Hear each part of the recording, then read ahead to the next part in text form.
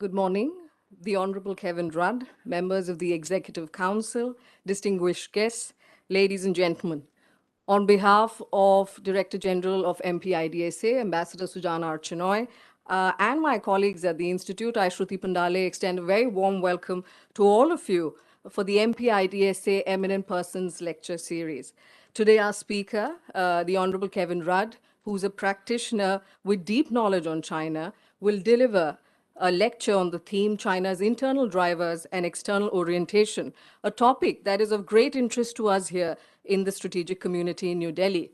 We will also, during the course of the program, have the launch of Mr. Rudd's latest and very topical book, The Avoidable War, The Dangers of a Catastrophic Conflict Between the US and Xi Jinping's China. With these few words, it's only left to me to welcome Mr. Kevin Rudd and ask the DG to please come here and deliver the welcome remarks.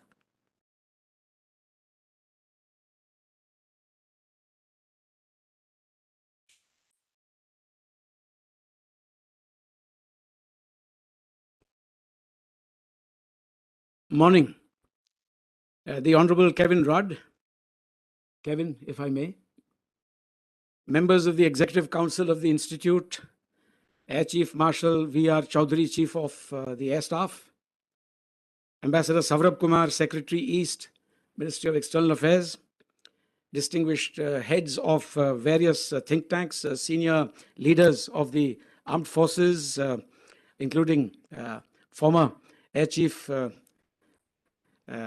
Marshal Bhadoria, Lieutenant General K.S. Brar, DG Armored Corps. Thank you all for coming. Members of the media, welcome. Distinguished participants both from India and Australia. It's a singular honor and delight for me to welcome the Honorable Kevin Rudd, former Prime Minister of Australia and President of the Asia Society Policy Institute. Kevin, it's a pleasure to see you again. It's been a long time, and I've known you for 38 years, no less. We're truly looking forward to your talk on China's internal drivers and external orientation. In fact, you've already set the tone for your lecture today with your opinion piece in the Hindustan Times. You've assessed that a much more provocative China is likely to be the new normal after the Pelosi visit, and that India should expect continued assertiveness from Beijing. Today, we will also be launching Mr. Rudd's new book titled The Avoidable War, The Dangers of a Catastrophic Conflict Between the US and Xi Jinping's China. But let me begin with a few personal recollections from the past. By the time I was posted to Beijing in 1984, I went up from Hong Kong.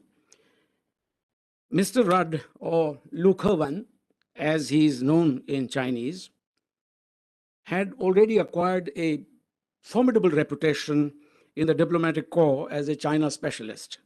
He was fluent, and is, in Mandarin, and possessed a deep understanding of China, especially the profound changes unleashed then by Deng Xiaoping. In those days, the Beijing Cricket Club was essentially made up of embassy teams. We played the game on a field, if I'm not mistaken, near the Temple of Heaven, where curious Chinese onlookers often turned out to watch these foreign devils engage in a very strange activity of the type best described by Bill Bryson in his book, I think, Down Under, where he describes grown men chasing a cherry ball round and round the park for days without any result. Ours was, of course, the shorter form of the game. Mr. Rudd always took keen interest in the organization of our cricket games in Beijing, and he had the very dubious task of walking on thin ice and having to umpire the India-Pakistan matches as well. On my part, I think I had the pleasure of bowling him out too frequently and too soon, in his view. In 2009, as you can see on the screen up there, on a visit to India as Prime Minister of Australia, he spotted me in the audience and in an impromptu diversion fondly recalled how my pace bowling had prematurely ended his cricketing career in Beijing. Of course, he went on to another very distinguished career in public life. Mr. Rudd's many sterling professional qualities were on display at an early stage of his career. And I don't quite know if this story is apocryphal, but at any rate, it was a popular one in the diplomatic corps in Beijing at the time when I went up. Apparently, when Kim Beazley, the then Defense Minister of Australia, visited Beijing, Mr. Rudd made a presentation at the Australian embassy. At the end of the presentation, most Australian officials present were quite convinced that they were likely to be working for him in the near future. As it happened, many of them did end up doing precisely that when Mr. Rudd became the Prime Minister of Australia. There is one more incident that I wish to relate, for the China part is obviously going to be addressed by Mr. Rudd, no less. In 2010, I ran into Mr. Rudd at the Manama Security Dialogue in Bahrain. It was simply a chance encounter in the lobby of the hotel. He was by then the Foreign Minister of Australia. And he suggested casually that we meet up for a chat. I hesitated, citing that it was a possible breach of protocol. My seniors might take offense, and he was, after all, the Foreign Minister of Australia, and I a mere official from India. Rather good-humoredly, he set me at ease by saying something to the effect, "Look, mate, I went from being a diplomat to being the Chief of Staff to the Premier in Queensland, then Member of Parliament, and finally the Prime Minister of Australia. Now I have been reduced to being the Foreign Minister, and the way things are going, I might revert to being desk officer in DFAT, and so we might as well meet up." Frankly, I'm a fan of the Australian sense of humor. My deepest compliments and regards on that score. But even more, I admire the Australian pluck and courage of conviction with which I'm very familiar and which I believe China is now discovering. But our theme today is China, China's rise, telescoped in a short span of time, which has been phenomenal, but in equal part hugely disruptive on account of China's own inability to factor in the effects of its phenomenal rise on others, or to even quite accommodate the sensitivities of others. The growing contestation between the US and China has raised the specter of a looming conflict. The liberal democratic order is reacting strongly to Chinese hubris and disingenuity. The domestic trend in China is clearly towards greater authoritarianism. More than the actual decline of the US, I believe that it's perhaps the perceived decline in US power that could lead to a miscalculation in Beijing. Can China achieve the China dream in 2049 without reunification with Taiwan? Can any Chinese leader then claim the realization and fulfillment of Chinese rejuvenation? Will China use force? These are the questions before us. At risk could be China's continued economic growth and prosperity. A rules-based international order is a prerequisite for peace and stability in the Indo-Pacific as elsewhere. There is growing alignment with the values espoused by the Quad and like-minded countries. Today, we hope to hear one of the world's most prolific China watchers speak to us about the domestic drivers of China's policies, and perhaps also about the political discourse unfolding in Washington. Long before China's economic rise, Franklin Roosevelt spoke of China as one of the big four, the four sheriffs, the four policemen, with a sphere of influence in Asia, no less. The past half century of cooperation and condominium between the US and China appears now to have conclusively given way to the Thucydides trap.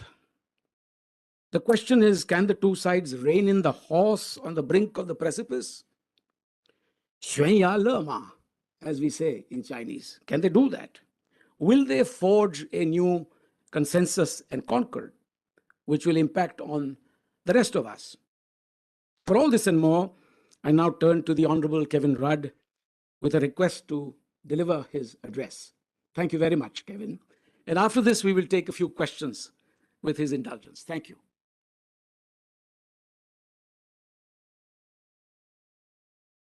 Well, thank you very much, Sujan.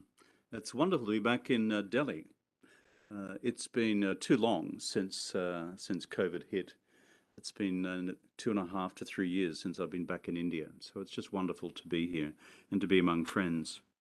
and to acknowledge, of course, Sujan himself as Director General of the Institute of Defence Studies and Analysis, members of the Executive Council of the Institute, the Chief of Air Staff. Thank you for honouring us with your presence, sir. Secretary East, Ministry of External Affairs. Even I know where East is, by the way. And I finally navigated my way around your building over the years. Heads of various think tanks, the Director General of Armoured Corps at Army HQ, good to have you with us as well. Members of the Diplomatic Corps. Who do we have from embassies here, by the way?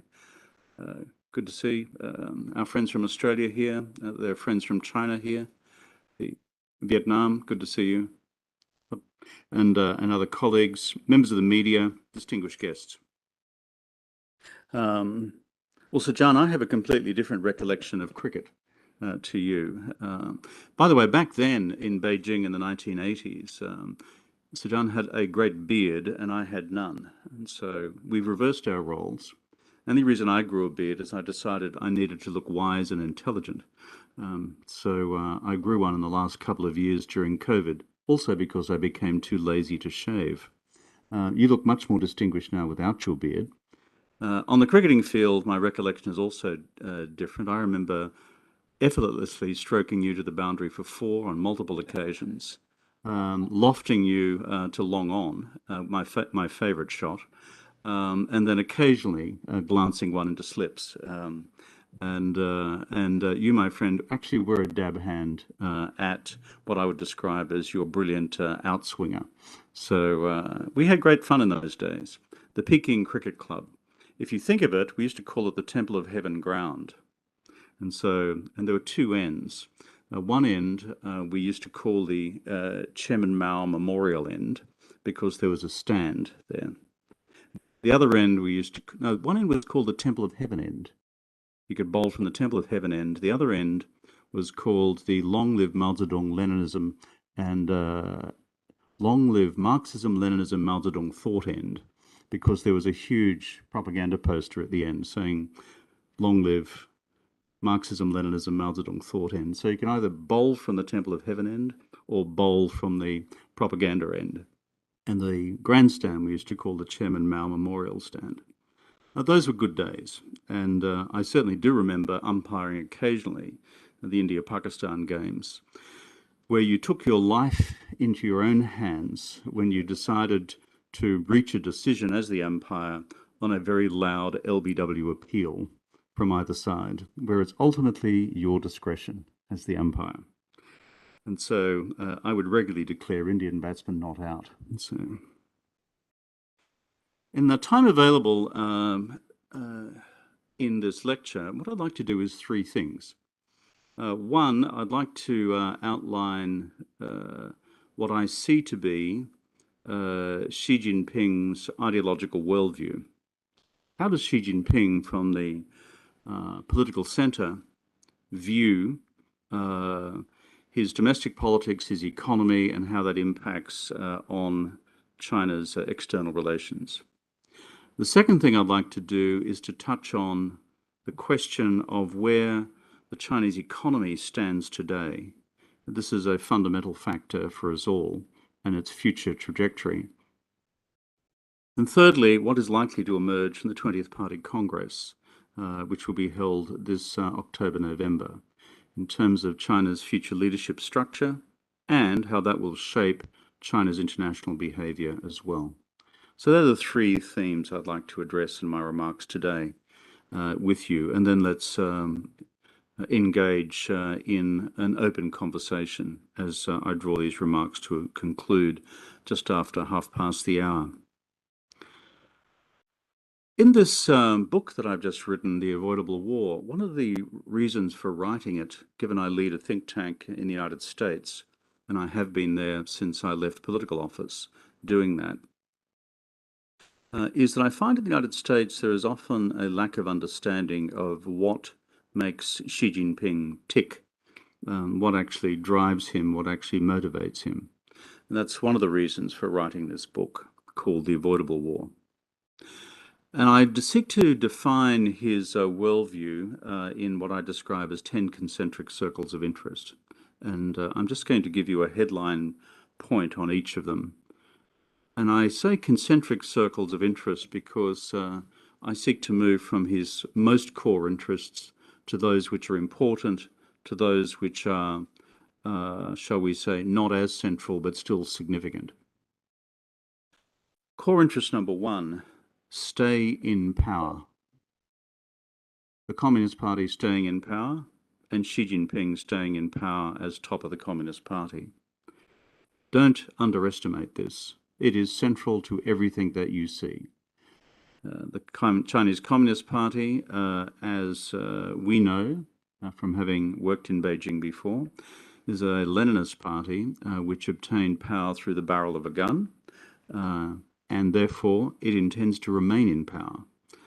Any idea that the Chinese Communist Party is engaged in some form of long-term political transitionism to some softer form of democracy is wrong in their analysis. That is not the way in which this party sees itself. Number two, grow the economy.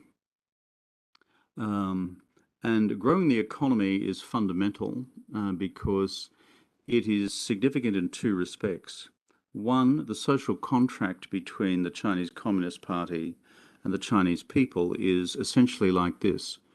We continue to surrender our political rights to you, the party, in exchange for you continuing to grow the economy, increase our living standards, and improve our employment opportunities, and to better our lives.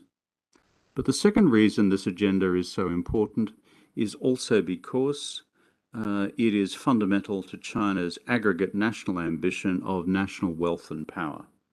By growing the economy and, in their view, becoming the world's largest economy, that therefore underpins their capacity to invest in China's military capabilities, its other leverages of international power as well. Number three is maintain and sustain and secure national unity at all costs. This underpins China's strategy towards Tibet. It underpins China's strategy towards Xinjiang. It underpins China's strategy towards Hong Kong and the recent change in One China, Two Systems that we have seen there. It underpins China's strategy towards Taiwan. These are matters not just of fundamental, as it were, national security interest to the Chinese Communist Party, given the history of what they perceive to be a series of external invasions, particularly from the north, particularly from the west, but also in their maritime experience of Imperial Japan, and then, of course, their experience since 1949 of the forward presence of the United States Armed Forces in the Pacific. National unity, therefore, is important for those reasons, but it's also important ideologically in the case of Taiwan to complete the Chinese Revolution that Mao did not complete in 1949. Number four is environmental sustainability. This is new. When we were working in Beijing, Sujan, this was not faintly on the agenda. In fact, in the photographs you kindly displayed before when I was Prime Minister, it was still not on China's agenda. It is now. And the reason it is on the agenda now is because of a series of factors. One is the intense public reaction to air pollution in China's major cities and the impact on public health. Secondly, therefore, that resulting in a different appraisal of the importance of reining in China's carbon emissions. Then thirdly, more recently, there's scientific conclusions and physical observations of now extreme weather events across China. And you'll have seen now the extreme heat warnings in China, which are unusual and uncommon in China, but now becoming much more common as they are across the world, including here in India. And so therefore, I emphasize this because it suddenly makes China's economic objective become, as it were, also partly subject to its environmental objective and its climate change objective, and it's a continuing internal debate. Number five is China's strategy under Xi Jinping towards its neighboring states. 周边国家外交. And this is a deep and enduring axiom in Chinese imperial history and in the period, of course, of Communist Party rule. China has 14 land neighbors. the same number as the Russian Federation, the largest number of land neighbours of any country in the world, together with the Russian Federation. And so, therefore, its preoccupation with land neighbours, which ultimately, in China's worldview, should be economically dependent on China and ultimately foreign policy compliant towards China. It is quite a deep axiom in terms of Chinese strategic policy. And it has its own category of consideration within the Chinese foreign policy conceptual universe. Number 6 is the modernization of the PLA. And turning the PLA, the People's Liberation Army, into what Xi Jinping describes as a fully modernized, fully integrated, information systems driven military capability capable of, quote, fighting and winning wars. Not for parades, for fighting and winning wars. This is quite a considerable revolution within the Chinese military establishment. When Xi Jinping launched his military reform program in 2015, originally targeted for conclusion by 2035, now brought forward to 2027, he had a long look at the PLA and was not happy, and concluded that it was not in a capacity to produce the military outcomes that he wanted, or the political outcomes based on military power that he saw as necessary, and most particularly in Taiwan contingencies. Number 7 in this set of concentric circles is as follows. It's pushing the United States back out of East Asia and the West Pacific, and certainly beyond the first island chain, arguably to the second island chain, and even beyond if possible. Not least because, from China's perspective, America's forward presence, as has been the case since the Second World War, represents a direct threat to China's ability to take Taiwan, quite apart from the intrinsic nature of the Taiwan Relations Act and the enduring military relationship between the United States Armed Forces and Taiwan. And therefore, an axiomatic element of Chinese diplomacy and military strategy in East Asia and the West Pacific is ultimately to fracture US traditional alliance structures in the region. We see this actively at work, of course, in the Republic of Korea. We see it actively at work in Japan, where, of course, Sujan is an expert. Very few diplomats, by the way, speak both Chinese and Japanese. He does. I don't.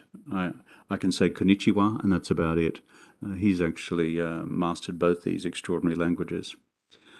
But also in terms of US alliance structures in the rest of East Asia, focusing on the Philippines, which from their perspective is drifting more in the direction of China's strategic orbit. Thailand, also drifting in the direction of China's strategic orbit. Look at the most recent air exercises between the PLAF, the People's Liberation Army Air Force, and the Thai Air Force. And of course, last but not least, Australia, where the economic leverage applied on Australia by China has a singular foreign policy and strategic policy objective, which is to ultimately undermine the depth, strength and bipartisan support within Australia for the long-term military alliance with the United States. Moving to number 8, and there's only 3 to go, I've spoken about China pushing America back from its maritime periphery to the east. China therefore seeks to extend a parallel sphere of influence under Xi Jinping to its continental periphery to the west. And you see this, of course, through Central Asia. You see it through the agency of the Belt and Road Initiative. You see that initiative not just focused on Central Asia, but as you know, South Asia. See what's happening in Pakistan and Bangladesh, but also in the Maritime Silk Road with Sri Lanka and elsewhere. And also the idea of the Belt and Road Initiative and related initiatives is to extend all of Eurasia, including Western Europe itself, to ultimately become a zone of economic opportunity for China, a zone of increased economic dependency on China and the Chinese market for the economies which extend across the vast Eurasian landmass, in order to induce higher levels of foreign policy compliance as far as China's long-term interests are concerned. And a critical subset of this particular item and the earlier item I mentioned in terms of China's neighbouring states is to fundamentally re-engineer the US-Russia relationship. This began when we were in Beijing, my friend, in the late 80s, when Gorbachev and Deng Xiaoping finally reached a heads of agreement on the normalization of the Sino-Soviet border.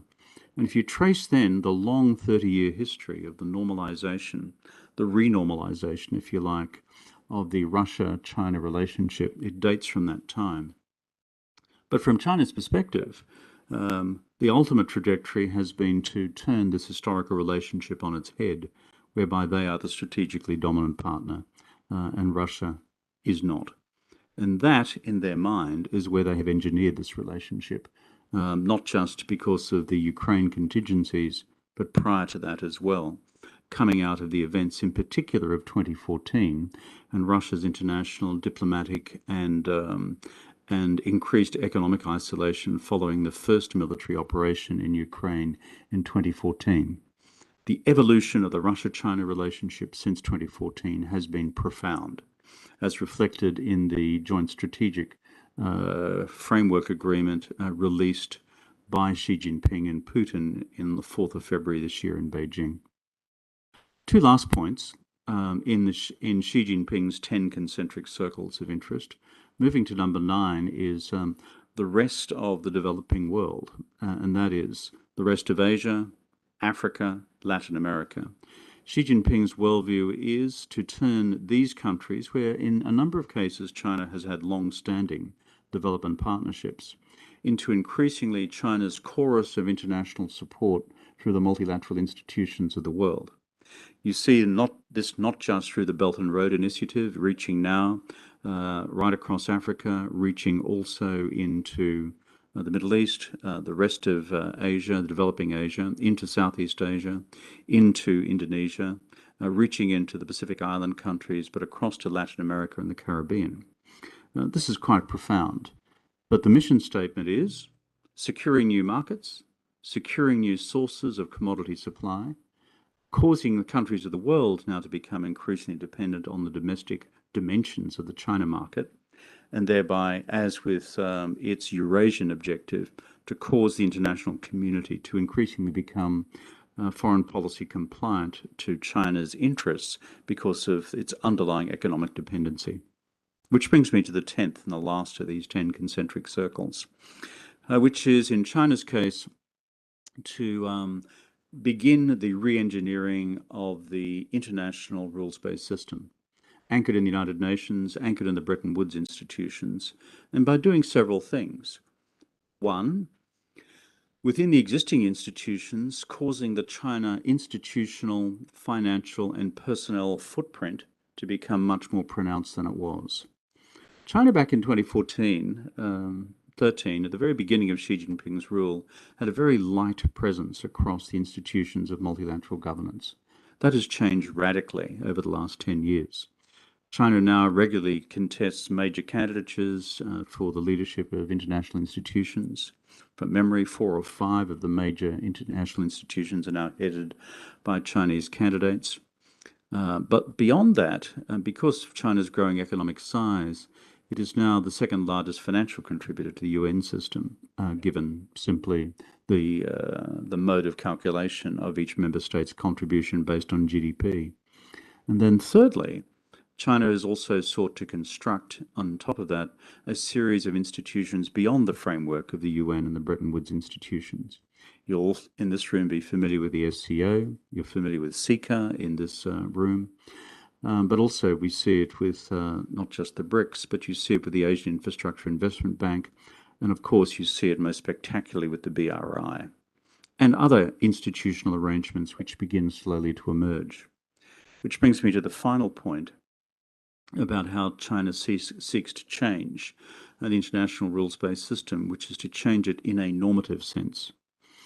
You don't have to be a keen observer of UN events to understand the level of hyperactivity exercised by the Chinese delegation at the Human Rights Council in Geneva, or in relevant resolutions of the UN Security Council on peacekeeping, or in General Assembly resolutions, to see a systematic effort by our Chinese friends to strip out clauses on human rights, which are derivative ultimately from the 1948 Universal Declaration of Human Rights, which, as you know, the then Indian government, together with Eleanor Roosevelt and the then representative of the Republic of China, actually crafted in 1948. But there is a plain effort on the part of China in the institutions of multilateral governance to replace notions of universal human rights of the individual and inserting instead the sovereign rights of states in the in the institutional resolutions and norms of the multilateral system. Now, the reason I've taken some time to run through these 10 concentric circles of interest is because we never see this neatly distilled by the Chinese government itself, and for obvious reasons. What I've indicated is a Chinese party and state which is pursuing a series of national objectives, ideological objectives, which are uncomfortable to articulate from a Chinese public political perspective. But I think for the rest of us who engage China in the region and the world, it's important that we have a reasonably clear understanding of these 10 sets of concentric circles of interest, ranging from the core domestic political interests out to China's efforts to redesign the international system in order to make integrated sense of what China is now doing. I'll conclude my remarks with the other 2 points I said I'd address, and that is, where does the Chinese economy stand today, and what politics we're likely to see emerge from the 20th Party Congress. I think the Achilles heel of Xi Jinping's strategic vision and his ideological worldview that I've just described is the future performance of the Chinese economy. Why do I say that? We've all become familiar with the perfect linear trajectory of Chinese economic growth over time. When we saw the birth of the reform and opening policy back in Beijing in the 1980s, Sujan, and we look at where China went from then as an economy about the same size as Australia's to where it is now, through this spectacular period of reform and opening, domestic economic reform, market-based, and open engagement with the economies of the rest of the world, in particular the large markets of the United States and Europe. It has been spectacular in terms of its overall economic achievement. Of course, one of the political consequences which flows from that has been a burgeoning Chinese private sector. And of course, ultimately, in a lender system, that presents you with an ideological conundrum, because you then have a private sector representing 61% of GDP, whose motivational structures are not Marxist-Leninist. They are basically capitalist. Jiang Zemin's solution to this ideological and political problem was, I will bring all these folks into the party. And so his ideological innovation of, from memory, 2001, called the Sangha Daibao, 3 represents, was to say, if you're a patriotic capitalist, you're welcome to become a member of the Communist Party. Xi Jinping's conclusion is quite different. What did that do? He said, it corrupted the Chinese Communist Party. And what has he now done? It's a series of measures, particularly since the 19th Party Congress in 2017, of reining in the absolute freedom of operation of the Chinese private sector. Not just through what we hear most about in the public media about the common prosperity agenda and a new effort to redistribute wealth within China, but also, more importantly, the insertion of party committees into private firms, a new mixed ownership model which enables state-owned enterprises to take equity in private firms and the reverse. In addition to that, the rebirth of state-owned enterprises themselves, which were in a state of decline under previous Chinese administrations since Deng. A massive new Chinese industrial policy and innovation policy and strategy anchored in SOEs, not the private sector. And a wholesale attack on the tech platforms, the real estate and property sector, and parts of the finance sector as well. So why do I say all this? Ultimately, these factors together have a cumulative impact on business confidence. They have a cumulative impact on private fixed capital investment, and they have a cumulative impact on China's economic growth. So it is not just because of COVID lockdown strategy of the last 6 months that we've observed in Beijing with zero COVID. And it's not just because of underlying demographic changes, which is an aging population, a peaking and then shrinking population, and already a shrinking workforce. It is these factors of economic policy driven by ideology and the consequential reduction of China's productivity growth and private fixed capital investment and therefore economic growth, which poses the big question mark for all of us about our historical assumptions about how big the Chinese economy will get. That's why I will be looking very keenly at the ideological outcomes of the 20th Party Congress on the Chinese economy. Will Xi Jinping signal a course correction on the Chinese economy? Rational economic man would say yes. Ideological man may say no. And my knowledge of the Chinese system over too many years now is that they'll probably say yes and no, and China will seek to muddle through. But if a Chinese private sector has performed so brilliantly over the last 35 years on the base of clear signals from the centre about the future of the market economy, and now that there are at best ambiguous signals, we have a question mark which analytically we need to reach conclusion on, the rest of us who seek to engage with this China. To conclude then on the 20th Party Congress itself, my view, I think shared by most of the analytical community, is that it is now inevitable that Xi Jinping will be reappointed. There is no evidence in the system that we can identify about an alternative candidate for that position.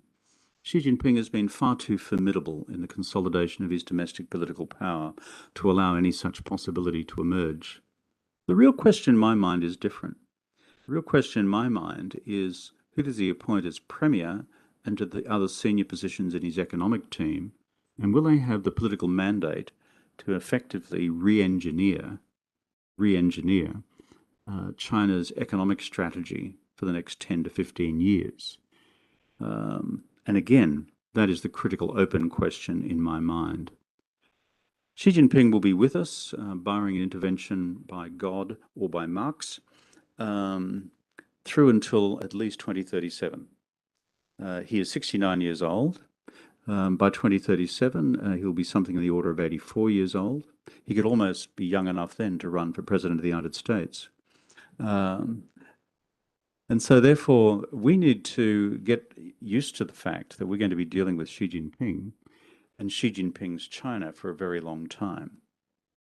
That's why I think it's important we understand Xi Jinping's worldview and what it therefore means domestically and internationally for all of us, which, my friends, is why I've written this book. And may you buy hundreds of copies, because I'm now in the retail business. Thank you very much.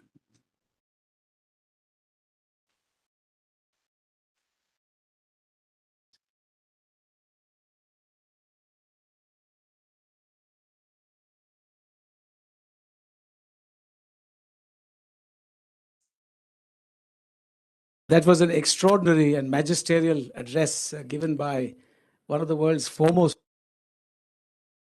That sheer broad sweep, the bird's eye view that he has given us of China's internal dynamics and external orientation should give us an opportunity to further examine some of these strands insofar as they affect our part of the world.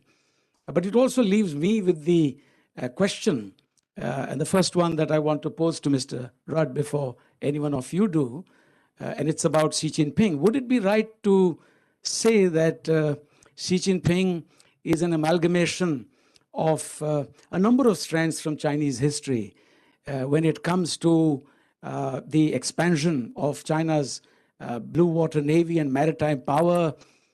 He is taking a page out of the book of the Ming Dynasty. The landward expansionist mindset, which of course, sort of spills over into the Belt and Road Initiative and many other economic initiatives as well. But the landward expansion, the belligerence on borders, etc., is a Qing dynasty mindset. The desire to make China a very modern country, I would say it also resembles the kind of thinking that Republican China had, and when Sun Yat-sen wanted to make the new Republic of China into a modern country, more like Japan. In this case, of course, Mr. Xi Jinping is trying to play catch up with the United States. And when it comes to Mao, the reining in of the private sector or coexisting with the bourgeois for a particular purpose, but within the four corners of the party's tenets. So all this gives me the impression that Mr. Xi Jinping, in his own way, has learned a lot from history, not to speak of the Weiqi principles that he also follows, the encirclement principles. China's learned from encirclement in the past, is also using encirclement today. So your comments, please. After that, I'm going to take 3 questions at a time after the first one, and we will do 3 sets, subject to Mr. Rudd's convenience. But I thank you for that extraordinary lecture. It was most enlightening for all of us. Thank you very much. I think you're right, Sujan, is that, can you hear me? Yeah. Xi Jinping, like, in fact, his predecessors, is always an amalgam of Chinese classical and modern history. And that's because it's a highly literate culture, which is deeply informed by its historical tradition. Of course, interpreted through the lens of a modern Marxist-Leninist party. I think a key point, though, I wish to emphasize here is that whatever he has learnt from history, what I've observed most recently in my academic research on Xi Jinping's worldview, his ideological worldview, is that he is a very ideological leader. We've become accustomed across the world, probably for the last 40 years, of an age of non-ideology. Fukuyama got it wrong when he talked about the end of history 30 years ago. But the truth is, the preoccupation of most governments has been how to grow their economies, manage the social consequences, and progressively manage the environmental consequences, for which there is a band of policy solutions. So whether you're from the classic democratic world, whether you're from the developing world, or even from the authoritarian world, by and large, the discourse has been around those 3 core questions. What I've discovered in my research on Xi Jinping's ideology, and I've been doing this as a private research project at Oxford for the last 4 years, as I've had to read all of Xi Jinping's ideological works. I don't recommend that to any of you, by the way, if you want to maintain your sense of humor. But it's not for the faint-hearted. Is that he's engineered 3 basic changes in China's ideology, which we should focus on. Number 1, Xi Jinping has re-engineered the ideology and the politics of the Chinese Communist Party towards the Leninist left, compared with Deng Xiaoping, Zhao Ziyang, Hu Yaobang, Jiang Zemin, and Hu Jintao. This is a big change. And by that I mean the party rules all, not just some things, and that when it comes to the technocratic institutions of the Chinese state, the party now has been re-injected into the center of that, and the party's control over the academy, over organized religion, over arts and culture, has been reasserted vigorously and comprehensively, not just through the censorship apparatus, but also through the physical surveillance apparatus of the Leninist party. This is a big change. China was never, as you know, becoming democratic, but by and large there was a high degree of personal space and private space and, frankly, small a academic freedom in the country prior to 2012, whereby there could be relatively open debates on any subject other than the future hold of the Communist Party on power. That has been reined right in, including through the media. That's a big ideological change. And where do I see those resonances from? I see it coming from Marx, Lenin, and Mao, to be honest, as he's reflected on the party's history and the country's history, and his view that only a tightly held Leninist party can deliver China's national ambition of national wealth and power and to become the preeminent regional and global power by 2049. The second ideological change is Marxist. And he has changed the center of gravity of Chinese economic policy decisively towards the Marxist left. This is not evidenced in his first 5 years in office, but from the 19th Party Congress, very much evident since then. And those of you who are skilled in the dark arts of dialectical materialism and historical materialism, the twin intellectual disciplines of Marxism, which regrettably I am now an expert in, the adjustment of the ideological texts at the 19th Party Congress to effectively change Deng Xiaoping's ideological conclusions on the centrality of economic development through market means has been profound. And that ideological change at the 19th Party Congress, what's called the 主要的矛盾, the central contradiction as defined by the Chinese Communist Party system, has had this cascading effect across the rest of economic policy. The third ideological change is not classically Marxist-Leninist, it is nationalist. And I describe Xi Jinping's ideology as Marxist nationalist. And what he has done is push the center of gravity of Chinese nationalism to the right. And you see this evidenced in a series of Tifa, a series of Qizhiyu, banner terms, which are used in China's ideological debate to signal shift, whereby Xi Jinping has not only formally dispensed with Deng Xiaoping's doctrine of hide your strength, bide your time, never take the lead, and created a new organizing principle of striving for achievement and changing the status quo. That this has been reinforced with an entirely new domestic narrative of Chinese domestic nationalism, which in turn has underpinned a more assertive Chinese foreign and security policy abroad. Now, each of these three big changes, in my judgment, Sujan, has been reflected of different elements of the Chinese system before him, given the historical sweep which you just ran through in terms of the antecedents. But I think we also need to see Xi Jinping in his own unique terms. He's not just another Mao, he's not just another Lenin, he's not just another Qianlong or another Kangxi. And he's not just another Zheng He, the famous Chinese admiral who was sent on the great voyages of 1421 around the world by the Ming, before the Ming emperors burnt his ships afterwards and said we didn't want to do that anymore. There are elements of the tradition evidenced in parts of what he does, but I think intellectually what we need to do as democracies seeking to engage this country, China, under Xi Jinping's leadership, is see him as sui generis, unique. He is not just a neat pattern from the past. He is multiply composite, and therefore we need to address him in his own terms, because he does see himself also, for all of us, as a man of history. And men of history, in my experience, like to change borders. So there you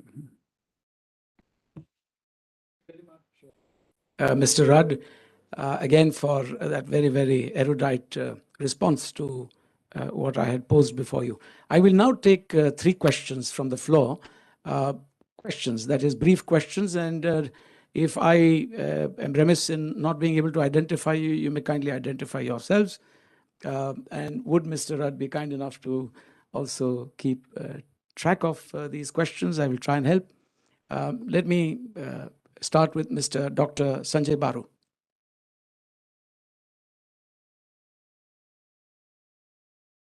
Yes. Okay, thank you. Thank you very much. I have a very brief question, but with your permission, I will preface it with a remark. My brief remark is that 10 years ago, when I, as an Indian, raised questions about China in Canberra, in Sydney, in London, in Washington, even in Tokyo, I would often be told to get real about China. That we Indians were complaining too much. You guys have to learn from China. Jim Steinberg, who was Obama's undersecretary, actually said to me that you have a lot to learn from China, sitting in the State Department, but many of your colleagues in Australia too. So we were lectured 10 years ago by the West which had a very cozy relationship with China, and indeed Australia had a very cozy relationship with China. And today the rest of the world is beginning to think like us. So my simple question is it all about Xi? Your presentation gives the impression that it's all about Xi. Have I read you wrong? If it's not all about Xi, then why did we get China so wrong in the past?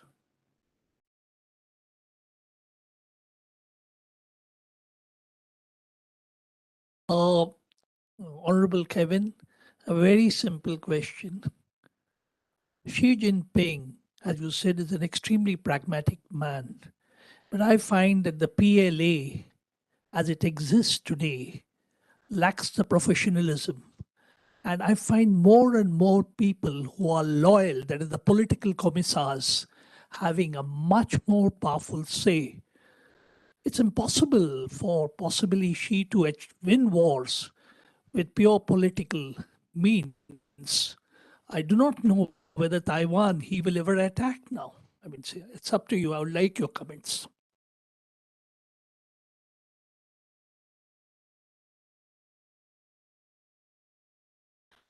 Thank you, DG, and thanks, Mr. Rudd. It was extraordinarily interesting and quite a treat on such a good morning. And welcome back to India. Hope to see you again and again. I will read your book, I promise. The question is about Xi Jinping's vulnerabilities, if you will. You've talked and highlighted how he's evolved and how he's groomed himself into be this big Superman, or the superhero maybe.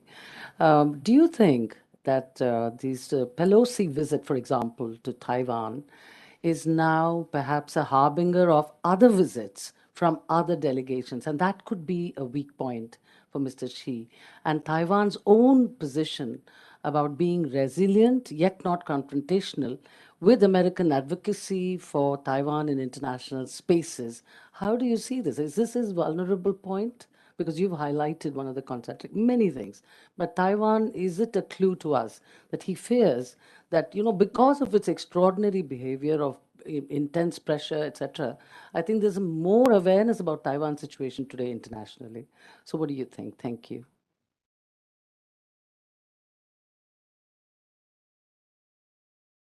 Yeah. Thank you. Firstly, congratulations for the PhD, sir. For the PhD, sir. Yeah.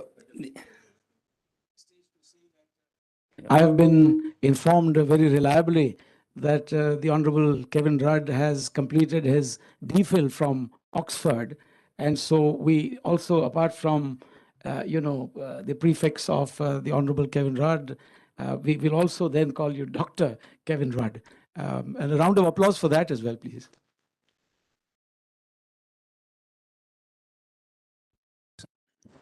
So my two small issues. One is relates to the so-called social contract that you mentioned between the CCP and the people, and with about 400,000, 300,000, 400,000 figures put behind bars on one corruption or the other charges, and the age that he has changed from 67, the ceiling has been removed. Is this social contract etched in stone?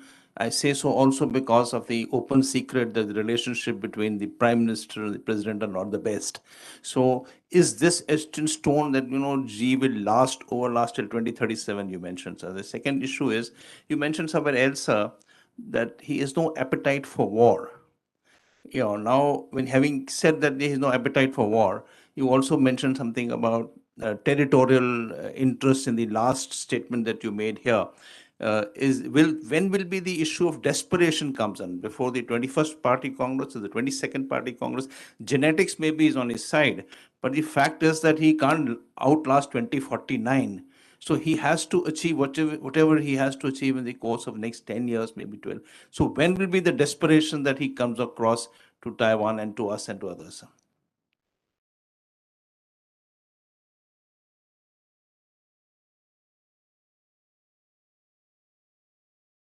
Hello, good. This is much harder than doing an oral exam at Oxford, by the way. So thank you for those kind congratulations for my Oxford DPhil. It's been a useful intellectual discipline for me to answer this question: what does Xi Jinping think? Because I've met him many times, I've read the general literature, but I had to discipline myself to read it from the inside out, and how Xi Jinping communicates to the rest of the system through the ideological discourse of the Chinese Communist Party. That's a separate discipline. So that's what I've been doing for the last 4 years, which is why my hair has turned white as well. Let me answer those 4 questions. The first one is an excellent question, which is, were you right and were we wrong? In a nutshell, that's the haiku summary. I think we were both right and wrong, both of us actually. And it goes to the question of continuity and change under Xi Jinping, as you correctly anticipate in your question. In 2009, we produced a defence white paper, which you may or may not recall, in Australia, which I can now say I had a large hand in personally writing as the Prime Minister. Unusual, because we began to identify changes. Whatever the rest of the system was saying to you at the time, we began to identify through intelligence that the Chinese behaviours through the PLA in second-term Hu Jintao were changing. That is, in China after 2008. We saw this not simply in terms of the trajectory of Chinese military expenditure, but also by different patterns of Chinese operational behaviour in the South China Sea and elsewhere. And you may recall us saying in that defence white paper, language which I personally inserted, which was China needs to become much more transparent about what it's seeking to do in the region, and to explain why it requires this level of military outlay. And furthermore, that was the defence white paper which outlined the increase in the Australian Navy's surface fleet by 1/3 and a doubling of the submarine fleet, based on that assumption. So we, like yourself, at an operational level, thought that something new was happening, and the evidence point lies in the text of that white paper. Secondly, however, we still thought it was ambiguous as to where China was going longer term. There were different strands of analysis. The military response we delivered through that white paper indicated our cautionary analysis. But at a broader level of analysis, we thought that there was still other Chinas to engage, because the final, as it were, trajectory of where China wanted to go was still uncertain. That informed our view. I can't speak for the American system at the time, though I think their non-response to what happened with island reclamation in the South China Sea, together with Obama's blinking on Syrian red lines in 2013, these two sets of events in the second term Obama had a emboldening effect on Beijing. But let me just address head on here, given you're all foreign policy and strategic policy and military policy folks, the whole question of Quad Mark I, which has often been discussed. I'm often regarded as the guy who killed Quad Mark I. So let me just be very plain about all that.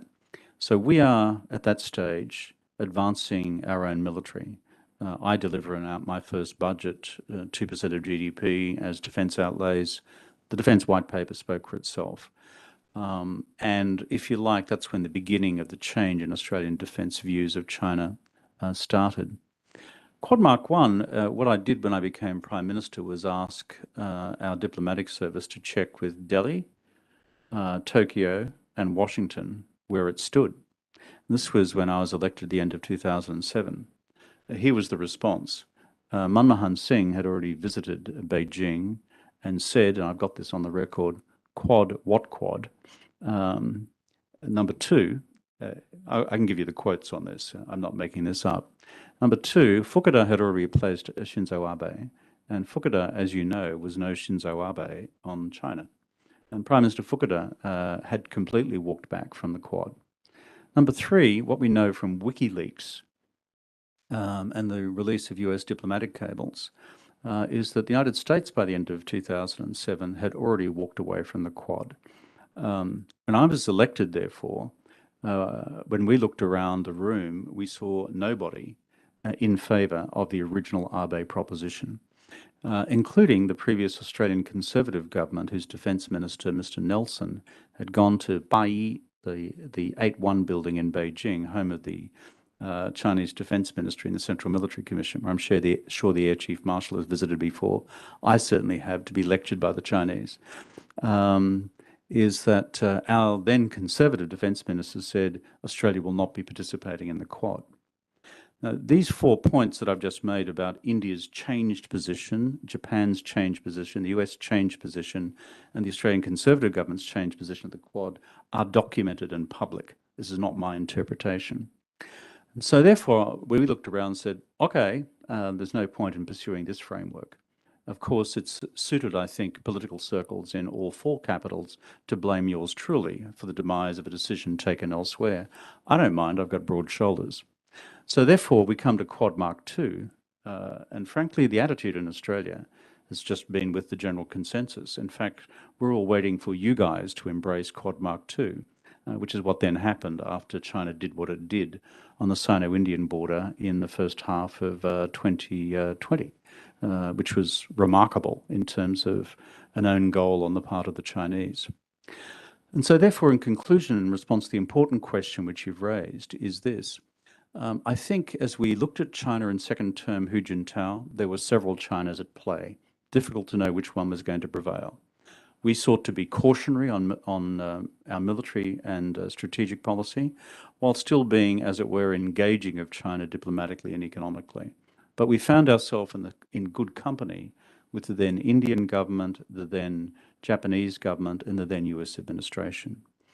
What I have seen since Xi Jinping took office is a trajectory in terms of Chinese foreign and security policy which kind of went like that to going like that. And so, yes, if you like, that represents a level of continuity, but it is more change than continuity. And if you look at the metrics of what happened in the patterns of Chinese military activity in the South China Sea, the East China Sea, and across Taiwan. And I'll let this room speak to the Sino-Indian border, because far be it from me to be inaccurate on any rendition of what's happened on the Sino-Indian border, is that the pattern of behavior has radically changed. And so therefore, by the time you get to 2015, 16, 17, you have the wheels already turning in both the United States and even with the Conservative government of Australia, which replaced me, to say something fundamentally is changing here. So I think the important thing is to reflect the imperfections of all of our analyses in the past, where we got it right, where we got it wrong, but more importantly, to address what I think will be the new reality for some decades to come. Very briefly on the PLA, this is a very good question you've asked about the ability for the PLA to actually fight and win wars. Xi Jinping places an absolute priority on personal loyalty and political loyalty. Why have we seen such a purge of the Central Military Commission? Why have we seen a complete turnover of the security and intelligence apparatus in Beijing, in the Public Security Ministry, to some extent in the Ministry of State Security and elsewhere? Because as the leader of an authoritarian state, he wants the core instruments of hard power to be in his control. But if you place a political premium on political loyalty, then you do compromise your operational effectiveness. And I would bow to the expertise of my friends in the military here in terms of their analysis of the current professionalism of the PLA. I did note for the record that when I've been out to lecture at Guofang Daxue, the National Defense University of China, a couple of times, in a room like this full of PLA 2-stars, okay, and me, okay, it's kind of interesting when you do that, speaking to them in Chinese. What I find that when you sit down with PLA senior brass, and I'm talking here about the period, say, between 16 and 19, okay, is that there is a degree of caution and conservatism about fighting wars, which I know is frankly universal across militaries, because militaries are the people who get killed. Politicians can order people in the field, but the people who die are the people in uniform. And what I find is an interesting culture of conservatism. China knows that the last significant naval engagement it fought was in 1895. That was against Japan. It didn't turn out terribly well. And if you look at their last land engagement, was against the Socialist Republic of Vietnam in 1979. Didn't end well either. So you put those things together, there is a lot of, shall we say, extra kit and equipment, not a lot of field operational experience. So I share some of the, what's the word I'm looking at, caution in the analysis that your question infers. In terms of Xi's vulnerabilities, I'd simply say this. As a dialectician, Xi Jinping has an acute sense of action and reaction, cause and effect. And when I look, for example, at the emergence of the Quad, if you're a dialectician applying that analysis to Chinese strategic policy and foreign policy, you would say, my God, you're going to do this to the Indians on the Sino-Indian border. It's going to create a geopolitical reaction. And it did. And so therefore, I am always puzzled as to the extent to which China and Xi Jinping has not thought through carefully the nature of strategic reaction to a more assertive Chinese foreign security policy across the board. Similarly with Taiwan, to go to the specific illustration that you've provided, which is when I look, for example, at, quote, the Lithuanian model on the recognition of, on the nomenclature attached to the Taiwanese representative office in Lithuania, from the Taipei Economic Cooperation Office to the Taiwan Representative Office. And the fact that that Lithuanian model is now being incorporated into the new United States Congress Taiwan Policy Act. And I think your point about China's military reaction to the Pelosi visit generating, again, an equal and opposite reaction around the world, rather than a Chinese assumption of Sha Yi Jingbai, which is kill 1 to warn 100. In other words, punish in order to prevent further behaviors. I don't think this has yet sunk through to the Chinese political and military establishment that by being a hardline, wolf warrior diplomacy, Sino-Indian border, Quad, Pelosi, live fire, together with lobbing 5 missiles into the Japanese exclusive economic zone. I don't think Xi Jinping has yet given evidence that he understands the nature of strategic reaction. It seems to be still a series of repeat exercises in previous behavior rather than a deeper learning on that question. Where will the rest of the world now go on Taiwan?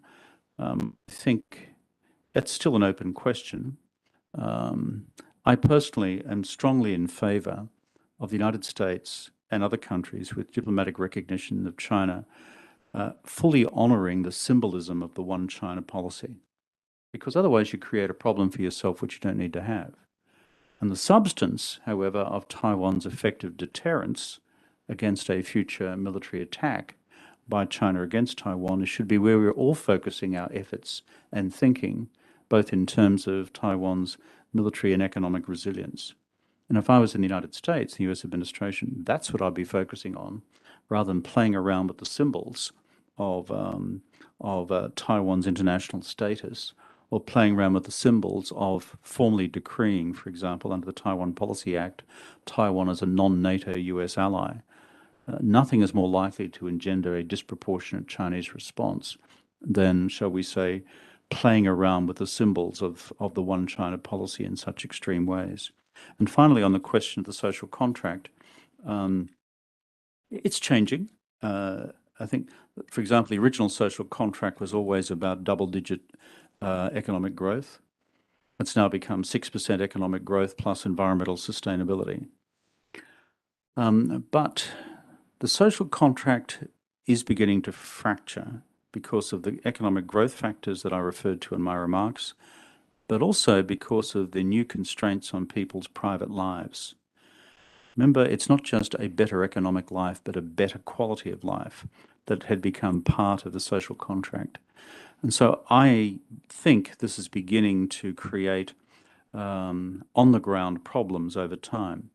But militating against that is that unlike any other authoritarian political system, the new range of surveillance technologies fully available to the Chinese Leninist state through social media controls, through social media monitoring, through access to people's digital commerce records, your social credit scores, and everything else is something that Marx, Lenin, and Mao would have dreamed of having, but didn't have. But this system now has.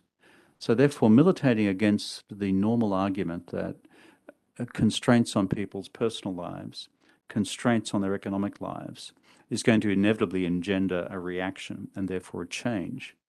The one qualifying factor we need to add to that is the new surveillance technologies available to China domestically. If you think what's happening in Xinjiang is extreme, as I do, then the same systems are being applied to Han Chinese as well.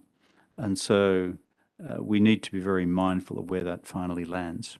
I'm sorry I've given long answers to these 4 questions, but they're all 4 very important questions.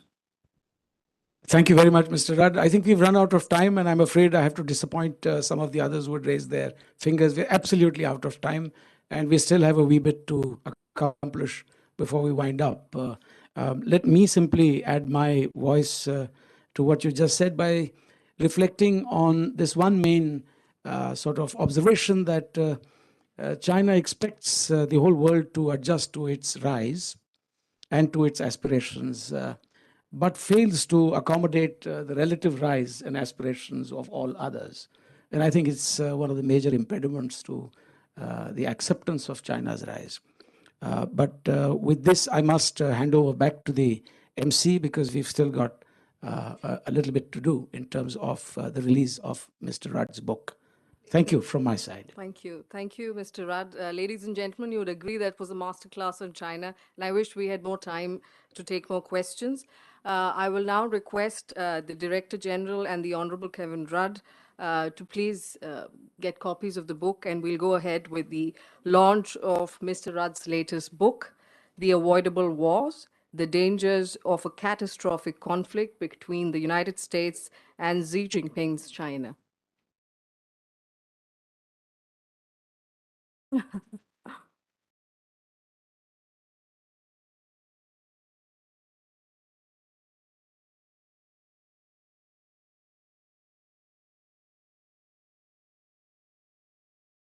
May I tell you that those of you who want to grab a copy, copies are available outside in the lobby after the event. Thank you very much. Thank you. May I also now request the DG Ambassador Chinoy to hand over a memento and select MP-IDSA publications to the Honorable Kevin Rudd.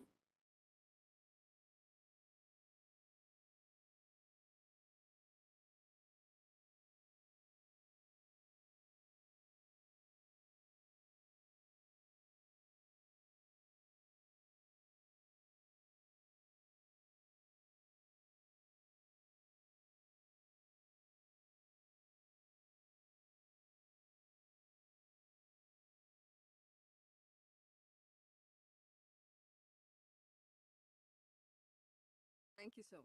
Well, that, ladies and gentlemen, I'd like to thank all of you for attending this event. Thank you to the Honorable Kevin Rudd, DG, distinguished participants. Thanks very much for joining us today. And I'd like to thank Mr. Kevin Rudd's team and our team for putting together the show here. Thanks very much. And we look forward to having you back here. Thank you.